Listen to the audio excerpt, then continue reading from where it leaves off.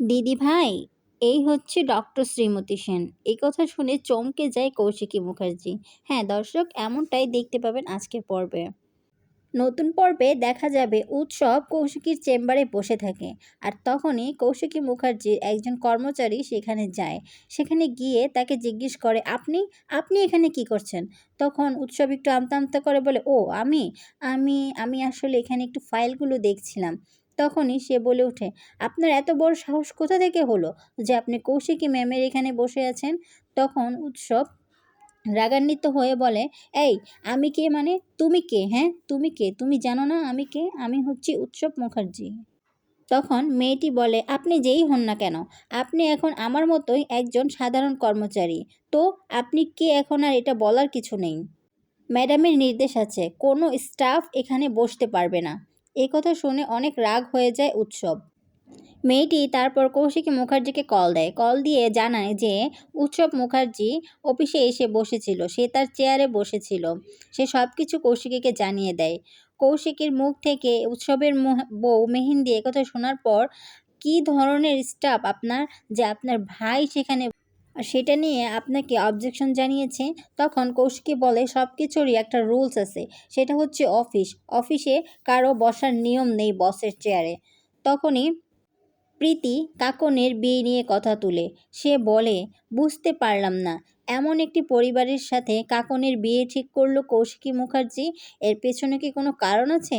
সে তো বড় ব্যবসায়ী, সব সময় ছক কষে থাকে। তাহলে এর পিছনে কারণটা কি, যে এই ফ্যামিলিতে তার মেয়ের বিয়ে ঠিক করলো? মেহেন্দি বলে, না মানে এত বড় ব্যবসায়ী নি বলে কথা, তার মেয়ের বিয়ে হচ্ছে এমন একটা বাড়িতে। কৌশিকী মুখার্জি বলে, প্লিজ চুপ থাকো তোমরা, আমি একটা সিস্টেম চালাই, তাই আমি বুঝি কোথায় কি করতে হবে। তাছাড়া আমি ওদের ফ্যামিলির খোঁজ খুব ভালো করে নিয়েছি। তারপর উৎসবের বোন বলে উঠে, আমি বুঝতে পেরেছি দিদি কেন এই ছেলেটাকে ঠিক করেছে। তখন সবাই জানতে চায় কেন। তখন বলে, কেন আবার? সে যে কাকনকে অনেক ভালোবাসে, তাই তো দিদি তার সাথে তার বিয়ে দিতে চাইতেছে। এইদিকে গুঞ্জন বলে ওঠে, আরে তোমরা এসব ছাড়ো তো, এসব ঝামেলাঝাটি। এখন বলো বিয়েটা কবে হচ্ছে, মেহেন্দি কবে হচ্ছে, এই সব কিছু কবে শুরু হচ্ছে সেগুলো আগে বলো।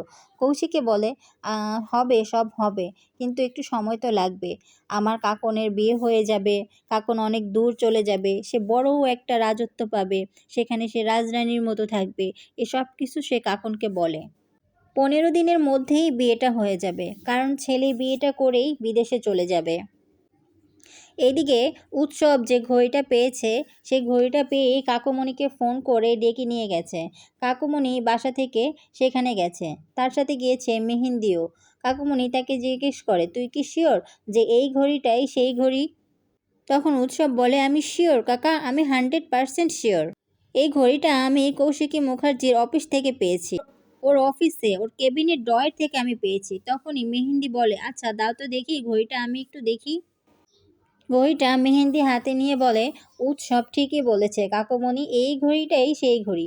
এই ঘড়িটা কৌশিকী মুখার্জির অফিসে কি করে?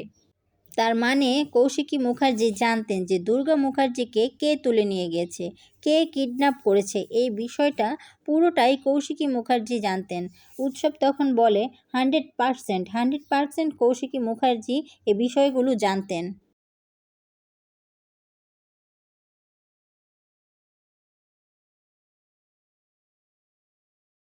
ওইদিকে তাদেরকে ফলো করতেছে দুর্গা। দুর্গা তাদের পেছন পেছন চলে এসেছে, তাদেরকে দেখে বলতেছে, এই 3টা অসুর এখানে কি করে?